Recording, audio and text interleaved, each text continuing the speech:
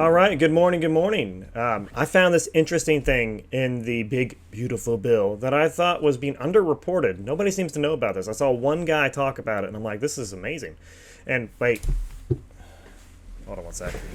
I thought I told you never to come around here anymore. Go away.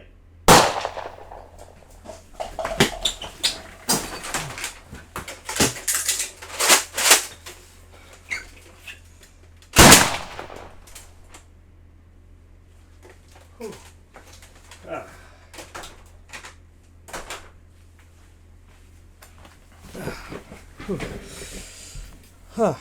So anyway, it raises the tax reporting requirement from $600 to $2,000. You know that thing, basically, it's kind of a gig economy where you have to report everything over $600.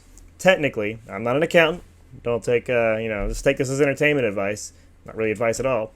You always should report every dollar you earn, according to the IRS. Now, are they going to come after you if you fail to report under $2,000? I think it'd be a waste of resources, but who knows? But anyway, let's take a look at this here and check this out. This is under section 70433. I'm going to read it here just real quick. Increase in the threshold for requiring information reporting with respect to certain payees. In general, section 6041A, which we'll skip over here, is, hold on, I just had it. Here we go. Here we go.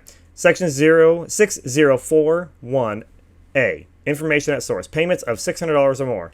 All persons engaged in a trade or business and making a payment in the course of such trade or business to another person of rent, salaries, wages, premiums, annuities, compensations, remunerations, and emoluments, or other fixed and determinable gains, profits, or income, other than payments to which section blah, blah, blah, respect authority,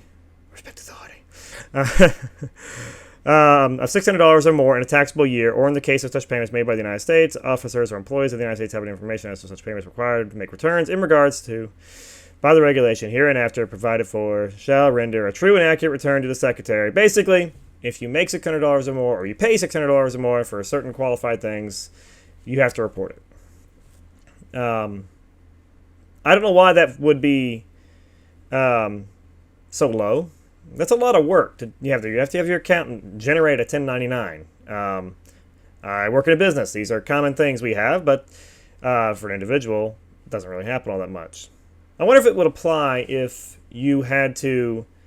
what is it? If you were a person and you paid somebody to help you like build a fence and you paid them $800, it's like, hey dude, I'll give you $800 if you like work with me for a week. I guess technically you would. I think it's kind of ridiculous to try and have that kind of reporting.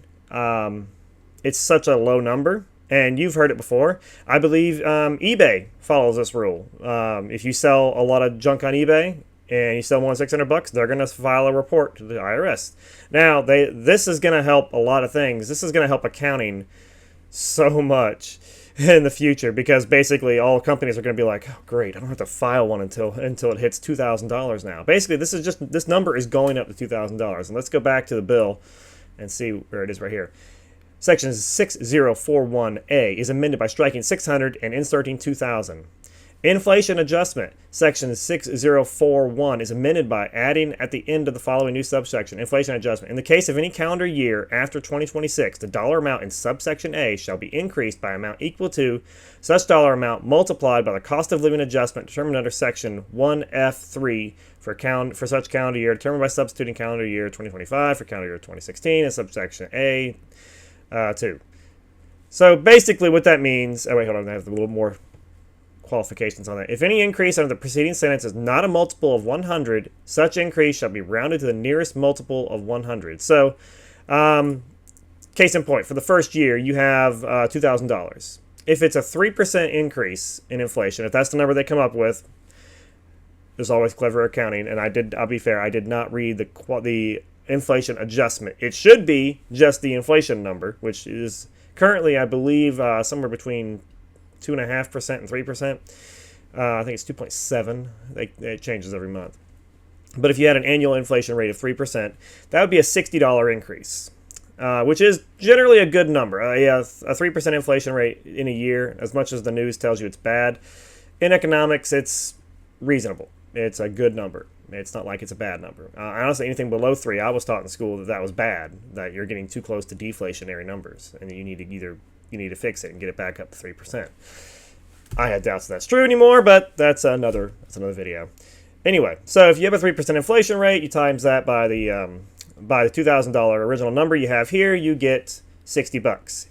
Since it's not a multiple of 100, but over 50, it rounds to the nearest 100, so it becomes another $100. Add $100 to 2,000 for next year's number at 2,100.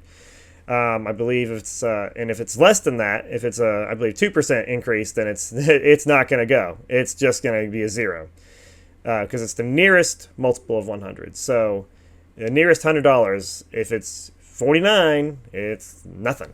So if you have an inflation rate, it's kind of low, like 1-2%. Not going to change anything, which kind of sucks, but it's a low inflation rate, so you probably wouldn't notice the difference. Let's see here. Application for reporting on rumination for services, section 6041A, is amended by striking with $600 and its 13 equals or exceeds dollar amount in effect for such calendar year under subsection 6041A. I don't really think there's anything else worth bothering to read over here for you guys. It's a waste of time. There we go, back to the main video here. So what does that mean? Now, the $600 thing you've probably heard. If you're in a gig economy and you make a few bucks and you're like a singer and you go to a bar and you do your thing and you're not really like a professional about it, you're not like trying to make a living off of it, but every now and then you go sing, you make a few $100. Now, if you make less than $2,000, the government's not going to know about it. That's the thing. Basically, that's the thing. The employer or the business is not going to report it, and the government doesn't know. Now, do you have to still report that income? Yes. You still have to report that income. It is income for that purpose. But is the government going to know about it? No. So, you could do the Christian thing and pay your, give to Caesar what is Caesar's. Or you could not and take the risk that the government's going to get mad at you for it. I don't think they will, but that's just me. I could be wrong. It's the government. They go after people. There are people in government who look at the world and say, show me the man, I'll show you the crime, versus show me the evidence and I'll show you a crime. So, and if you're a Donald Trump kind of person, you have to pay every dollar and cent or they will come after you. And that's the thing. You see, there's an old saying that you commit a felony every day. So, and that's probably true. It's sad enough to think about, but you probably are. There are weird laws on the books. But hey, I'm not an accountant. Find an accountant you trust and ask him if you need to report this income. Or her. There are girl accountants out there. True story.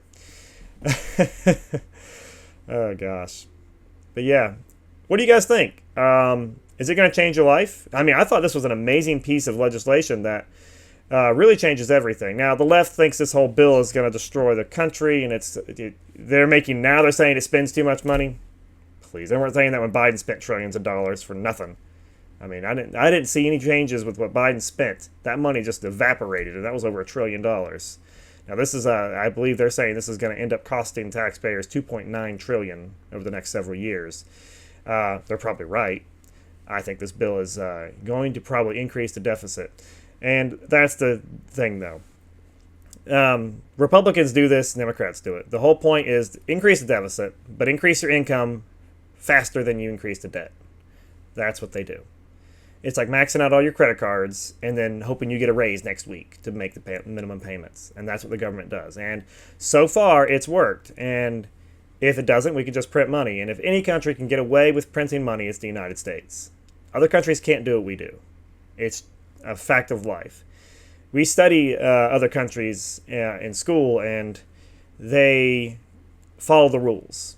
If this happens, then this happens. If inflation hits this number, then this country is falling apart.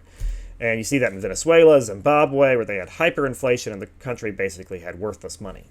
I believe in Zimbabwe they were printing trillion-dollar bills, not U.S. dollar bills, but Zimbabwe bills that were worth trillions of dollars, and you couldn't buy a loaf of bread with them. So at some point your money becomes worthless because of the inflation and the amount of money you spend, like a bill like this. If other countries did this, if say, let's see, what's a more developed country that doesn't have a euro attached to it? Euro is a little more stable than we'd like to admit. Not advice, by the way. Sweden. I don't think Sweden's in the Eurozone. If they were to do what we just did in a similar level, their population is a lot smaller, this would cause a problem for them. This is too much money to not collect and spend.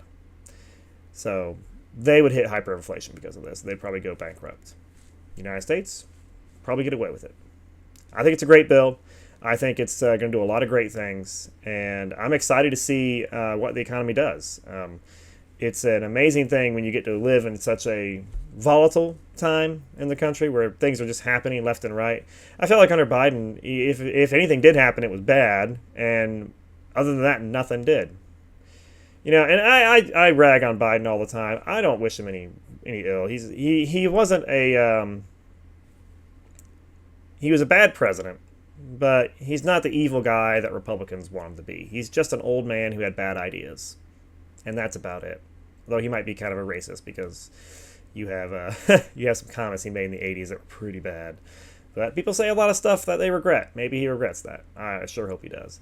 I don't wish him harm. In fact, I can say one good thing about Biden. He was pro right to repair. Now, he didn't do a whole lot about it, but he was at least pro right to repair.